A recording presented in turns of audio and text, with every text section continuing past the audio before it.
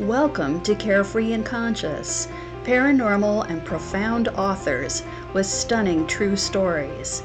If you like this type of content, be sure to subscribe. I'm your host, Suzanne Wilson, the Carefree Medium and Intuition Educator.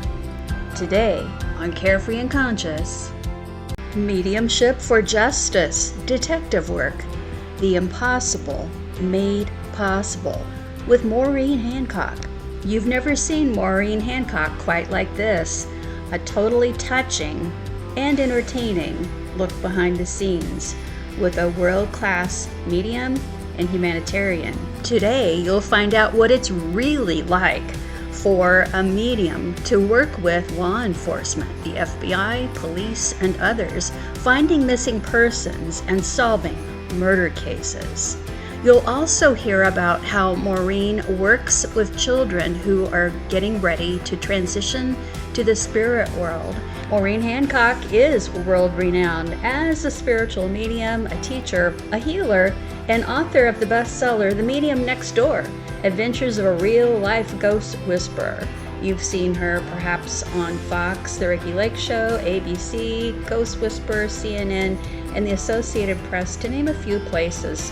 Maureen's demonstrations of mediumship always include a lot of humor. And don't we need to lighten up about death? I mean, we're all going to die, and we're all going to live forever in the spirit world as well. And now, Carefree and Conscious, Mediumship for Justice. Maureen Hancock, welcome to Carefree and Conscious. So excited to be here. Oh, we're going to have fun. We have so many things to talk about, and our listeners just heard some things about you in the introduction. But what I really wanted to start with is, where did this gift come from in your lineage? I think you know a little bit about that, maybe a lot about that. Where does it come from? So we've been looking at origins a lot with my students. Definitely in my lineage. And my mother's mother, my grandmother from Ireland, Donegal, she had intense abilities, and she's one of 13, or was, but still here. And one of her sisters was a well-known Irish mystic who, Aunt Annie, we called her. And she used to have people lined up outside of her thatched cottage in Ireland for healings and readings. And the local priest told her to move to Scotland, not because of what she was doing and all of that thing, but it was because it was draining her. And she passed rather young because I think she gave so much of herself. And for my mom, definitely had it. They would read the tarot cards, but very Catholic, very Irish Catholic. And then for me, what kind of awoke in this is I had lead paint poisoning as a toddler. I ate enough lead to kill 5 male adults, was in children's hospital for 3 years. When I came home, I saw spirits walking around. Cut to 1992. So I'm 24 years old, and I was in a terrible car accident, broke every bone in my face. And it just kind of brought something to the forefront. Of course, you don't have to hit a tree for you to get in touch with your abilities, but that's what happened for me. But big time in my family. I'm one of 9, and several of my siblings have this as well. And you talk about that in The Medium Next Door. I read it a long, long time ago and had forgotten that. And I got chills as you spoke about it, because I just have this feeling, and believe me, I'm not going to read you or anything. We don't need readings. But I have this feeling that when you talk about her, doesn't she just kind of show up with you? Yeah, when I just said that, they all kind of showed up, and Ah, I could see her. And everybody says I look just like her. interesting. And a while ago, when you were signing on to Zoom, I saw something that it just was odd, the way the lighting looked, and then you couldn't quite connect, and it's your normal, internet and where you are. And this does happen a lot when people who have really honed their gifts try to get together. Electronics do really weird things. Do you have that kind of phenomenon a lot? Not really a lot, but oh my goodness, when I hit the Zoom button and then I saw you and you went like this and I went like this, the screen just went boom, and it just Yeah. went black. And you said on your end you saw a big white light. Yeah. And I love how they use anything electronic to kind of show up and can manipulate that energy. Yeah, when you called me and said, I'm signing on, and I'm like, what the blank was that? Because it was this huge flash of light. I thought maybe you had like a pre-recorded greeting or something that was playing and it had some special effect on it. And so my first thought is, oh yeah, that's going to happen. My second thought is it could just be Zoom. But the point is how I felt in that moment. And so when people are wondering, is this like a spirit energy type of thing? Look at how you felt. Did you get the goosies in that moment? Was there like a surge of energy? And I think we were just so happy to be two like-minded people connecting, and with our frequencies, we made some kind of pyrotechnic on the screen. I So I sure thought that did. was really cool. Yeah, and I couldn't wait to call you to tell you, like, what just happened? Well, Basket, we what's got happening? it all working now, which is really, really great. Another thing that I'm hearing a lot about, and this kind of goes in cycles, is I'm getting these emails from people, Suzanne, I've got psychic abilities, mediumship abilities. I want to help the police. I want to solve cases. And, these things kind of cycle through in popularity. And I'm thinking, oh my gosh, I need to talk to somebody who actually really does this in what to say to these folks, because these are people that some of them are practicing light workers in some form, and some just want to help the police and they think it's cool. And they want to help humanity, but they don't really know what's involved. How did you start working with the police, and what are things people need to know about what it's really like? So I started, many years ago, maybe like 22 years ago or so, um, because I was doing just the regular mediumship stuff, and then people said, "Can you take a look at this case?" And it was a local missing young teenager woman, young girl, and so I started working with a local organization, the Massachusetts Private Detectives Association, and once I started with that, because it can be addicting, like I wanted to help, I want every case, and it is extremely draining.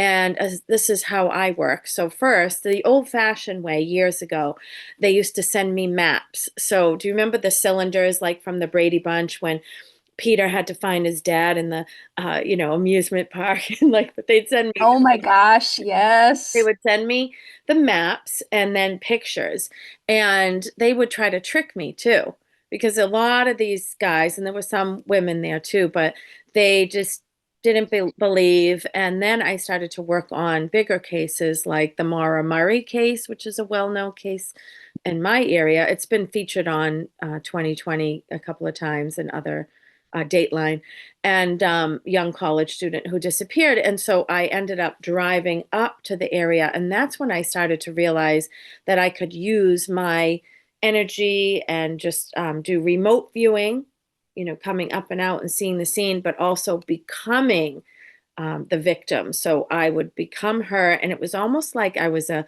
cadaver dog where I could trace the scent. It was an energetic imprint that I could trace to where she stopped, to where she went in this house, things like that.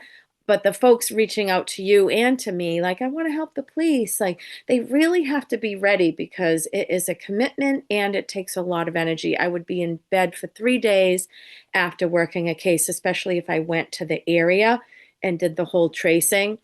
I still do a lot of cases there, new missing person cases, and I have a lot more success when the person is missing but still alive. So the energy is strong. It's almost like the show, The First 48 Hours, right? So I get in and I know how to direct them, how to set up social media, how to get the word out, how to get on the news. And I used to have a nonprofit with another detective called Mission for the Missing. But then we were just getting, calls and reaching out from all over the world. So they have to be ready, they have to be prepared, and they have to know that they're not always right. It's so hard. Like if you tell somebody, oh, this person is deceased, like how Sylvia Brown did that and they were still alive, those three girls. So it's a lot. It's a lot. And I've had, but a lot of networks reached out. They wanted me to do crime shows over and over and over. And I said no every time. I don't want to be out there, out there. I do it, but that was just too much. You know what? I already respected you and already loved watching you do platform. Now I just want to hug you even more because you're not fame seeking through people's worst nightmares of their loved ones being missing and murdered. And I'm not saying that those shows do that. I'm just saying that you wanted to avoid even the appearance of doing that. I think puts you on a whole other level in my heart. Everybody has their own opinion. Do you think that if you do something in a case wrong, like you say, oh, they're dead, we're looking for a body and they're still alive, do you think you take on karma for that? I mean, how do you manage your own karma, your own responsibility and accountability? And thank God that's never happened for me. And I think just being divinely guided. And if I couldn't get something on a case, I just say, I can't feel it or I'm not getting it instead of jumping to some conclusion or leading with my head and not my heart and my feelings and my abilities. So for others, I mean, if somebody's going in with a pure heart and they just want to help, I don't I don't see that as like karmic like attachment because they didn't get a right answer. But they do have to have discernment and they have to be very careful. And I'm all about like I never want to give up on hope. And but when I look at a picture, and I don't know about you, I can tell by the eyes if they're still here or if they passed. And there's just something so deep if they've passed. And I feel like they're just looking in my soul. And I'll just say, I feel like they have passed, and I'm getting this feeling. And I have a few cases right now, and I looked at the pictures, and I'm like, I just know. And speaking of TV. I did a pilot for Fox, and they weren't upfront about what it was. They said this is going to be very Oprah-esque and very hopeful. And I get there, and it was with Lisa Williams, the medium. We were co-hosts, and they put her in Compton, and they put me in like Little Havana, and they were like, we want you to go in and tell this the young girl, 17 years old, tell her her mom's passed, tell her she died, blah blah blah, she left a bar, she never returned. I was like, I will not. And I Yeah. didn't have quite a voice then because I was, even though ha ha ha, I was kind of shy as far as using my voice. And I was like, I will not. And I refused. And I prayed to my dad, who was passed at the time, who still is. But I said, Dad, you have to take this away. And it went away because it was the producer was screaming in my face. I was like, I won't do it. I won't do it. So there were, certain things. And I was glad that that one, see you later. Yeah, there's hidden agendas Mm, in media a lot of the time, and that's why I always look for is it 3H, helpful, hopeful, and healing. And my students get so tired of hearing that, but I didn't come up with that. That's from Edgar Casey, who was quoted at one point saying, "Anytime you tune into the Akasha, the ether, the etheric records." For yourself or for anybody, you must do it with the mindset of being helpful, hopeful, and healing. But I almost got fooled once by a show too, and I thought it was going to be very positive, and they wanted to play up how all these children died and really focus on the death and the scary, and they were more like ghosts. And I'm like, your loved ones are not ghosts. They're in their natural form. They've gone home. We're still here, but they're at home. And so mm, it's really hard to find those vehicles out there, and I really like that you know exactly who you are, you know exactly what you're supposed to do with the work, and you do it. Now I want to ask you, what is the difference in your energy from doing, say, a one-to-one evidential mediumship reading and working on a case, like the first day on the case as you tune in? How is your energy used differently or the process different? mm. So, and now the one-on-ones that I do are only for parents who just lost children. That's my volunteer work that I do. So, like you said, it's hopeful and it's healing and it's beautiful and amazing. And I know you do that too. And then for me, like, say I'm bringing somebody's son through and they so want to impart on their parents, like, I'm still here, I'm not dead, I'm just different. And let me give you some evidential things that this is me. Oh, I have chills right now. And then when I do the casework, it's like, oh, I have to prepare and I have to be in a place that I have energy because I do 3 to 4 live events a week on stage, with 100 people to 500 people. And that's draining too. But you're right, it's in a different way that it's draining because I lay out pictures. I go on Google Earth. I'll always say, where were they last seen? Give me the address. I pull it up, I pull it out instead of the old maps like I used to do. And I would just use my hand and it gets hot in certain areas. And then I might pinpoint, Wow. I'll hear, go up top there. There was a missing woman in Hawaii, like deep in the, you know, waterfalls, forests, this and that.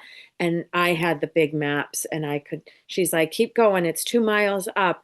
Mark this spot, have the helicopters go in. And that's where they found her. She was alive. Oh, wow. It was Yeah. deep Okay. and, whatever. But yeah, so it takes a lot out of me in a different way where my gosh, especially I'm tuning into the perpetrator. So it's like I'm looking out from their eyes, and then I tune into the victim, and then I'm experiencing that. My heart goes a little crazy. I've got like the goosebumps, and I feel scared and anxious. And I go through both so I can get the full story. And then I'm just like, you should see me, like bloodshot eyes.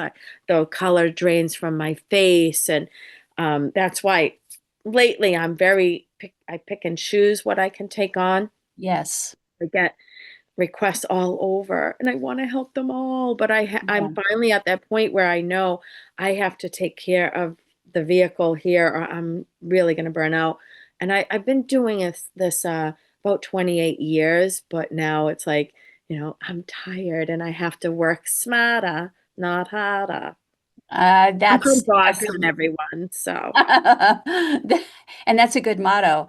So, evidential mediumship, you're identifying the soul who in relationship to your sitter or your client, giving evidence that it's really them and the message they came to give. And so it's like you're letting information flow and you're catching it in that flow. Medium to medium, I would think if I was working on a case, I'd be pulling so hard and putting on like different soul glasses to see through victim perpetrator that I think every cell in my body would be exhausted from that. I mean, one is like accepting a flow, making a link and blending, and the other is you're casting this net to capture this information and pull it to you. So what have you I mean, is that a pretty good description and what do you do differently for your body to heal after? Yeah, that's a great description. That's exactly how it is. And then afterwards, I am literally shaking. So it's nervous system dysregulation. So what did I do? I opened a yoga and wellness studio. So, but really reopening my center called the Zen Loft, and I'm a yoga teacher and doing all the things. And I still do hands-on healing, and it's I work with cancer children who are getting ready to pass, and I've been working with adults for years, but I'm still using the Chinese medicine that I learned years ago, the hands-on healing, the medical qigong. I do Tibetan bowls and just helping them to know who's going to be there. So I only work with end stage to help them prepare, and I help those left behind too. But for me, I teach yoga, like I teach somatic yoga, and that is for your nervous system. And I'm doing it because I get the benefit and it forces me. Like, even if I do a big event, the next morning I'm teaching yoga. Like tonight, I'm teaching Qigong and meridian yoga with all the meridians in the body. But I'm getting the same benefit out of it, where before, I didn't take good care of myself and I definitely started to break down. I would have panic attacks. I would be depressed in bed. I would take on some of that energy, and I didn't know how to fully protect myself, circling back to people saying to you, I want to work with the police. It's not that easy.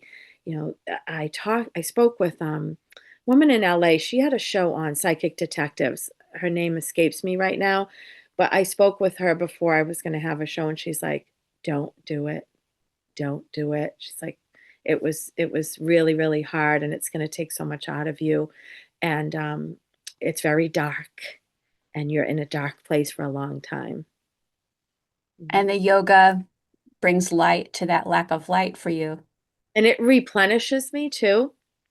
So even at the end, when I'm doing a meditation and I balance everyone's chakras, I'm balancing mine. I've got my gong. I do native shamanic sort of drumming, and it just brings me back in my own past lives and memories. And it just feels so good in my heart. But I love to teach people how to regulate their nervous system, and not just with yoga too, but just simple moves like humming. With, grabbing your neck like this. And that's a immediate vagus reset. I do tapping. I teach EFT, emotional freedom. But these are all things that I had to learn so that I didn't burn out my engine. What do you do? Pretty, pretty similar. I like the tapping. If I really feel like I need help, I have a coach that will do EMDR on something that comes up right away. I don't let anything sit or fester. Also, saltwater baths and walking in nature, getting my feet barefoot on the ground. The tapping is really important, and I have vagus nerve exercises. I do self Reiki every single morning, and the self Reiki movement is really, really easy. It's turn on your Reiki and then hands on Reiki on, and put your Reiki hands on your belly. Because believe it or not, your belly will send the energy wherever it needs to go. And I taught Reiki for years, and I found a lot of mediums coming to the Reiki class going, I need something. And then I go Yeah. see this lady named Jenna D. Giuseppe at Sacred Paws Healing in North Scottsdale.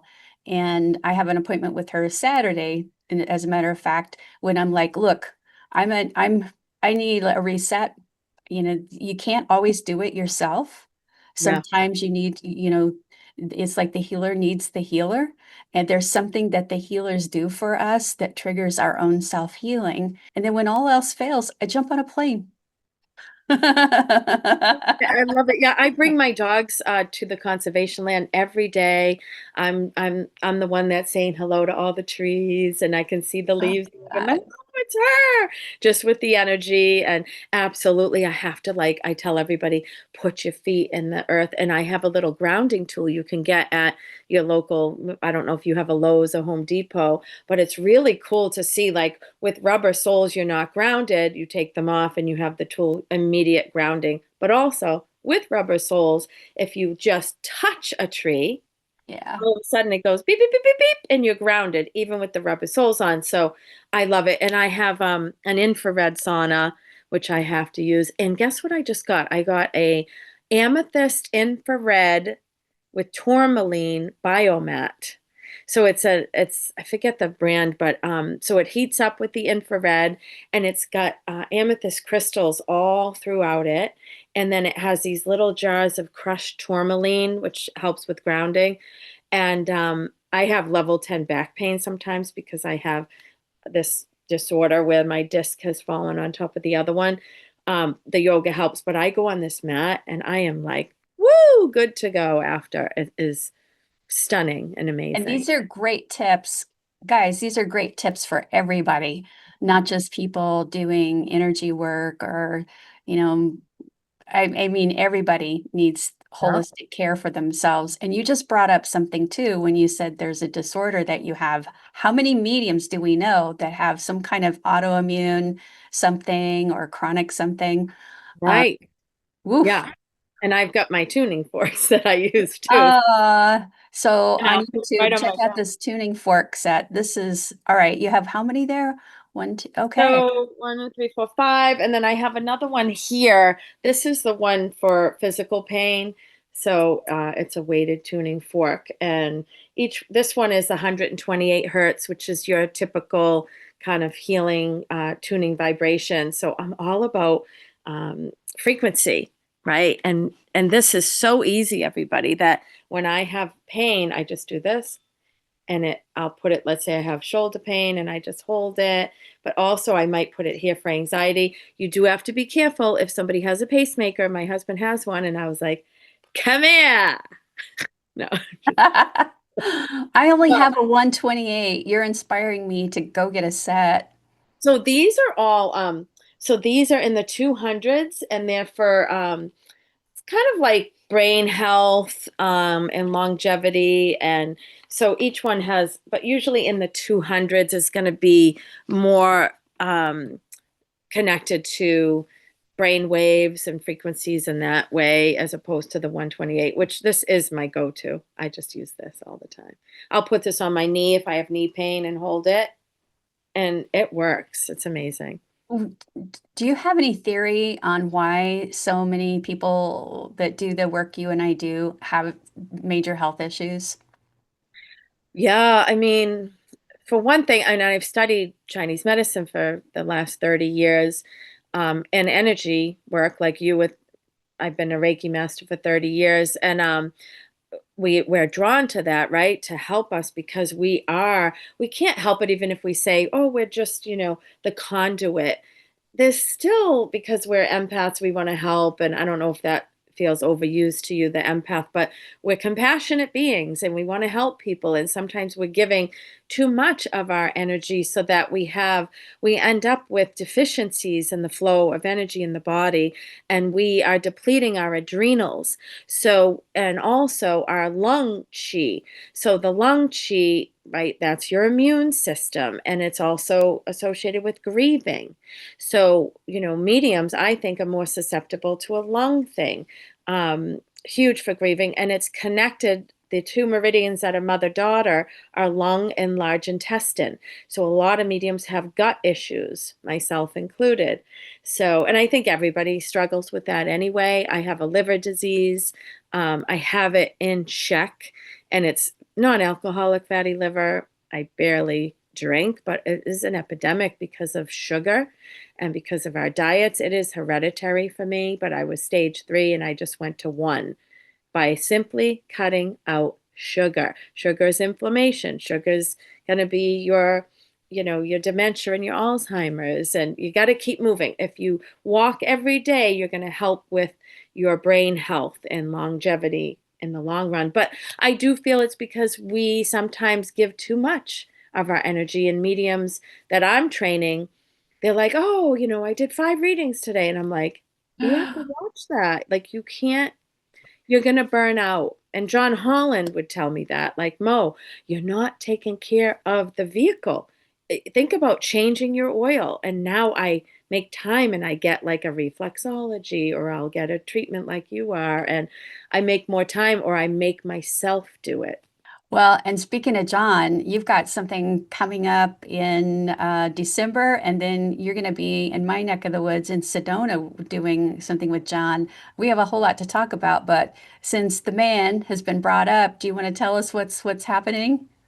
I love working with John Holland, and he's amazing. And I look at him like a mentor to me. He's helped me a lot over the years. And we have an all-day mediumship workshop down on Cape Cod, and it's December 13th.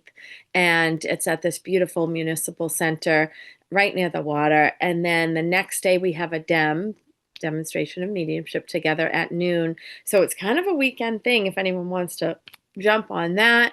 And we're doing a retreat together in Sedona in towards the end of April. I did one last spring. That was my first Sedona retreat. And it was my first time at Sedona. And then I am at Canyon Ranch in Tucson in December, March. Let me see, December, March, May, August. I'm there 4 or 5 times a year, but the ones coming up are December and the beginning of March. And don't you have a signature event? What happens at the signature event? Oh, my soul shift. Yes. So my signature soul shift is on top of a mountain in Costa Rica, and it's sold out right now. But if you go to Imiloa, it's IMILOA Institute.com, Imiloa Institute.com. Oh my gosh, they have so many amazing retreats, and it's the energy there. So this has been deemed one of the 7 sacred spots in the world by 8 indigenous tribes. When you step out on top of this mountain, you'll understand what I'm talking about. It is like, what is this? What is this? You're like in another planet, or you've gone home to Pleiades or whatever. So, but like you just feel so different, healed. I'm not anxious. We cry when we leave. It is fabulous. So I do that every year. This one is in March. Actually, I do have 2 openings because it's been sold out for a year, but 2 people had medical issues. So, but yeah, I love hosting retreats. I have a couple down the Cape the end of January and the end of February. Even though it's cold on the Cape, I do them right on the water, and we still do meditation on the beach, and then we jump into our infrared sauna yoga studio. A lot of mediumship stuff, but a lot about mind, body, soul. So I'm teaching the nervous system regulation. I'm teaching you how to take better care of yourself so that when you are clear and your chakras are clear and your aura is shiny, then you can connect more to your loved ones in spirit and your intuitive senses, trying to stay clear.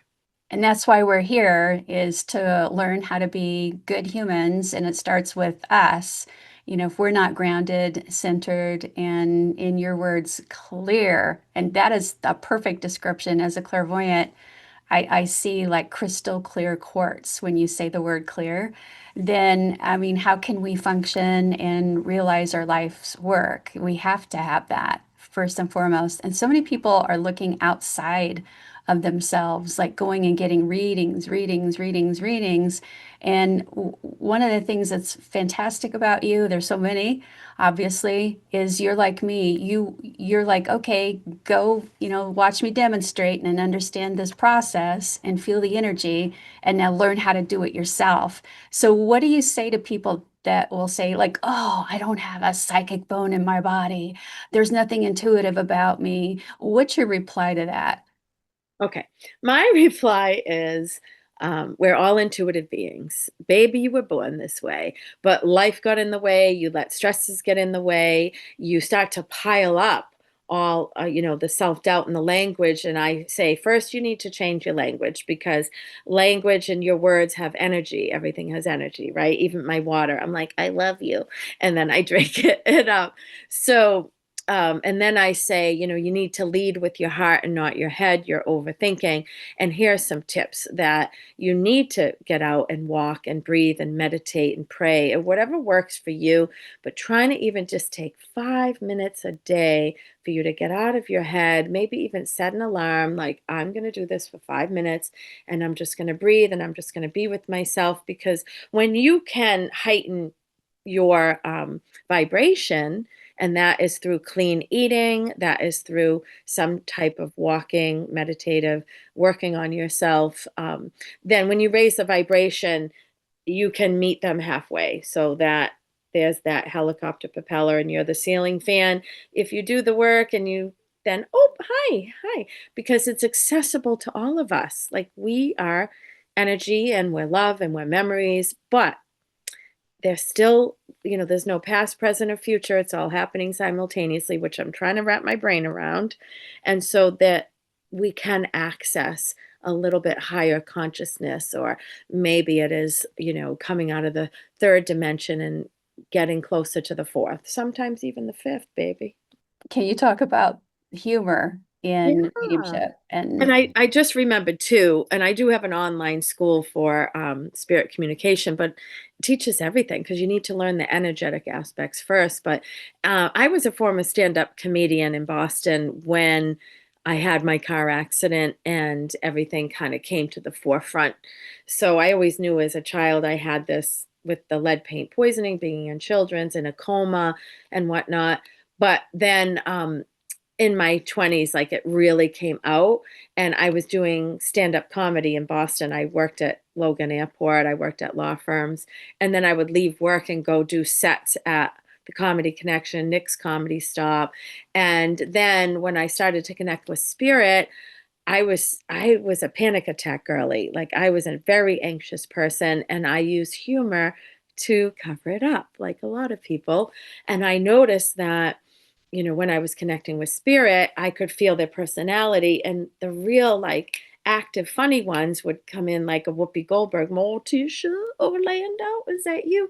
And I just found that it was easier for folks to wrap their brain around or their heart around if it was not heavy. And also, when you're doing this work, as we're not psychologists, or at least I'm not trained in psychology. I recommend grief counselors, and I say, this is just an adjunct. This is something that might help you in the process. So I use humor, and when I'm on stage, I'm really funny, but it raises the energy. So I always say, I have an ulterior motive. If I can make them all laugh and come out of their grief and their heaviness for a moment, if you could see the room, it's like when we first came on and that explosion of light happens in a room. So then I can get in, because you've probably Yes. seen with people that are very heavy in their grief and you can't break through it. But if you say something light or you do a meditation first, then it's like, oh, I can see clearly now. And it's just a little bit lighter. So that's why I use the lighthearted humor. Yeah, it makes a huge difference, and people walk away smiling. And even if the messages they heard weren't for them, and in a huge group like that, chances are they won't be. There's something resonant, and I call it like a golden gem that they can take away in a message from somebody else that either helps them in that moment or helps them to help somebody else later. Now we got to get into the heavy stuff, the stuff that man, it's sad. But then the flip side is it's joyful, and that's children that are getting ready to make their transition. You work with them, you work with the family. Can you tell us what exactly you do to help? Many, many years ago, when my mom was she was the head of the board of directors of a local hospice. And I came to her and I said, Did you ever think about, like, maybe like complementary therapies like Reiki or meditation, or, just helping them with their pain and that kind of thing? And she was like, very hardcore Irish Catholic, but she's like, let me see, let's try it out. And so I started to just get word of mouth, people letting me know, like, can you come help? My sister's passing, my mom's passing, I'm passing, whoever it was. And I would go there. And first I would talk to them about, okay, tell me what's going on. Where's your pain? Let's address the pain first. Okay, what are your fears? And then I would do some hands-on healing, maybe a little bit of Reiki, a nice speech meditation. I would record it so that they could always have it. I would teach the families how to do, like, just a hand, a foot massage, a nice little head massage, and give them something, because they say, I don't know what to do. I don't know how to make them comfortable. And, like, you don't always have to count on me. I'm going to train you. And here's how you can talk to them, set up signs, maybe. You can talk openly about, the physical death. And with kids, it's a little bit different, because I basically come down to their level and just let them talk, because I'm not a trained counselor, and I just want to see, they might say to me, I had the 6-year-old boy that I wrote about in my book, and we would meet every day on Zoom. He lived in Pennsylvania, and at 4 p.m., that was our time, and he would have his cereal, and he would deep voice, little Johnny, and be like, and he would say to me, Maureen, tell me about the angels. Tell me about heaven. Am I going to be able to do crosswords? Like, he was just very advanced, and I have chills right now. And then, like, Johnny, yes. And I'd go very light about, the angels and heaven. And he'd be like, what is it like? What does it look like? And with the parents' permission. And then when he passed, this beam of light I was on with them came through the window, and it made a cross on his chest out of the sunlight. Like, crazy. And then at his funeral, he wanted to be a firefighter. So they had the hook and ladder. We call it the hook and ladder, with the flag. And I have a picture downstairs. And with the sunlight came through and made a cross right on. And I said to the dad, who's Helen? And he goes, that's my mother, but she died when I was 12. So Johnny doesn't know her. I'm like, he does know her. Because he said, who is there to greet Johnny? He doesn't know anybody. So that's what their fears are, right? Yes, He does, and it's an immediate knowing, as you know. So I just go very light, and I might now when I get called, they're already um, completely like in either comatose-esque or morphine state or out, and I'm there to help the parents. I might even give them a head, neck, and back massage because I'm shiatsu trained. And then I talk to them about their fears. I talk to them about what is it, the process and what to expect because I'm almost like a death doula, I guess, and just doing it so many years. And my second book I'm working on now is What to Expect When Expecting Death. Because we have all those journals, right? I mean, those books to bring in life. And what about a little guidebook to go out? Because we're all there or we've been there. Yeah, I think that's a natural progression for you. And if I may, I hope I'm not overstepping, but I feel like there's a trilogy here for you. Like just keep getting the word trilogy written in like a pink over your head, like three books that tie together and tell a story. So I But did not mean to also, read you. I did not oh, mean to read you. but guess what? Guess what? So What? the trilogy is the strongest sign from my mother. Get So, out. oh yeah, so she shows up 333 and she always says and to anybody, the trilogy, the trilogy, the trilogy. That's why it says trilogy over your head. But also the books, because my mom helped me Yeah. with my first book and she helped me with the Wow. title. Okay. And then she wants me to hurry up into the second. And there is a third book. Okay. Okay. Wow. So this is what we call a twofer, where trilogy tied into the book, but also is the sign from your mama. And the way you were talking, I felt like your mom was on the earth with us, and she is, but she's in spirit form. Yeah. That's pretty darn cool. Well, it's you don't have like a trace of sadness when you talk about the children that are getting ready to transition. There's no like you're not choking up or fighting back tears. And I know we have to be really professional and not cry like giving a reading or talking to anyone who's about to be bereaved or is bereaved.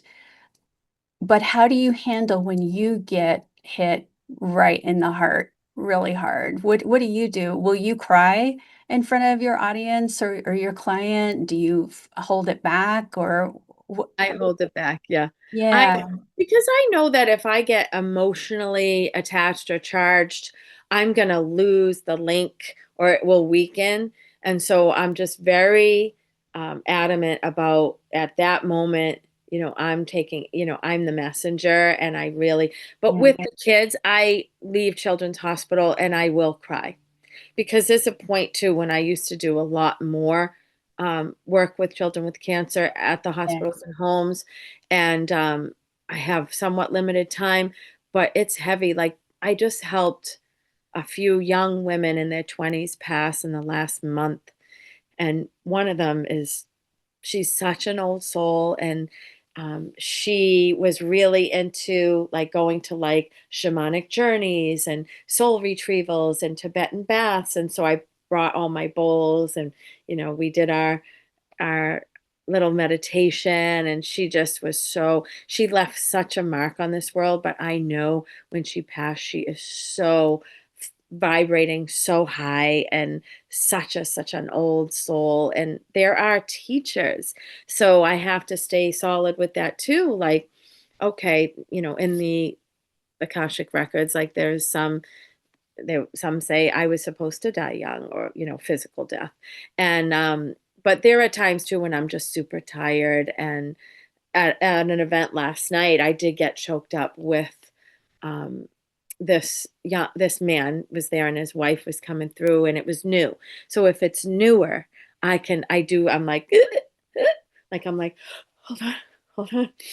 This is heavy. And I've noticed that lately. I think just because I'm a little bit wiped out and drained, that I'm letting it in more and my vibration might be a little bit lower because when it's vibing high, I am merely because they come through like, woo, like this is the best. I feel such, ecstasy in the most spiritual way. And it's just like everything is when I witness passings, this is what the adults do.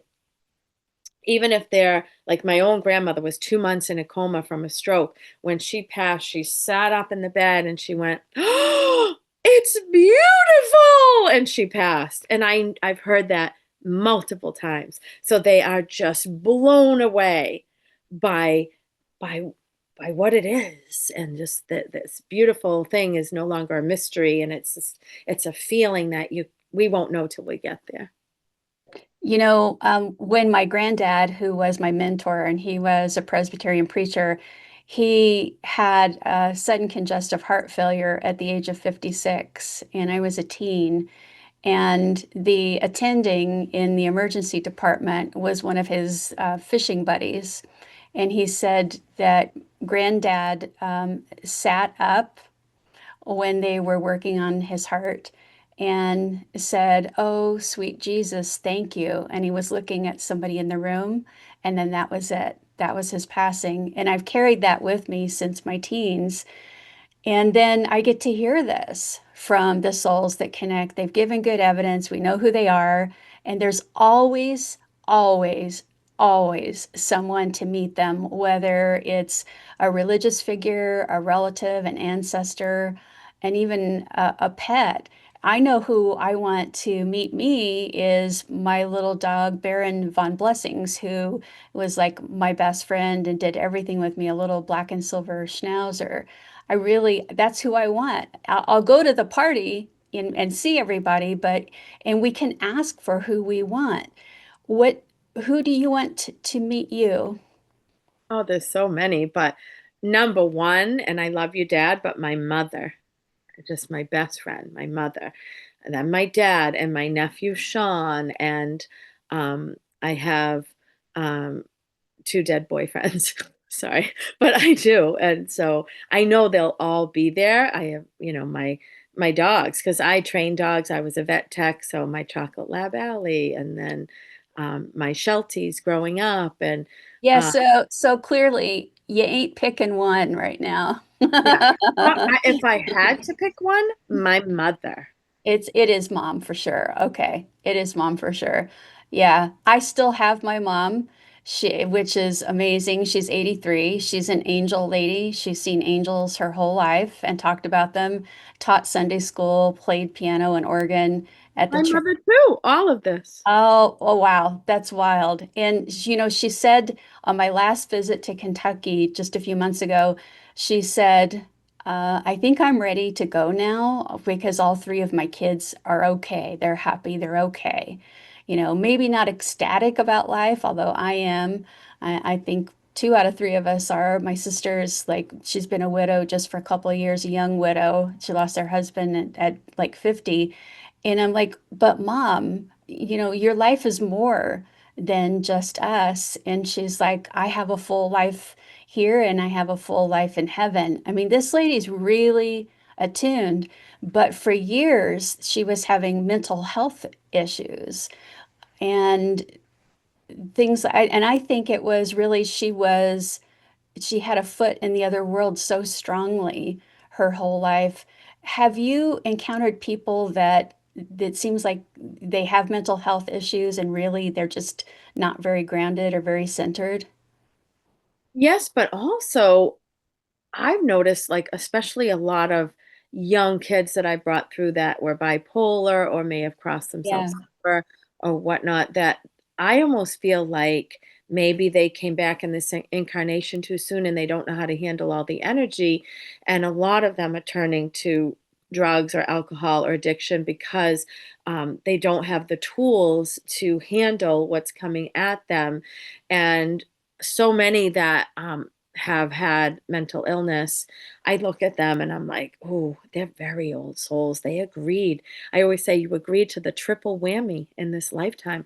You agreed for all this heavy, heavy stuff. So in your mom's case, it's like it has brought her to a higher, consciousness or vibration because of her agreement to go through all that and what it has taught all of you. And really, with you, everything from patience to understanding to acceptance and all of those great things. So I think there's a lot more to it, and we'll know when we arrive. Well, thank you for my mini reading. That was very heartwarming to hear. And we do learn the most from our family members and those people that are sort of like in our orbit throughout our lives, and our antagonists and our issues and our challenges and our physical pains are our greatest teachers. And I think you've taught us a lot in just this very short time. So I just have one last question for you. How do you want to be remembered?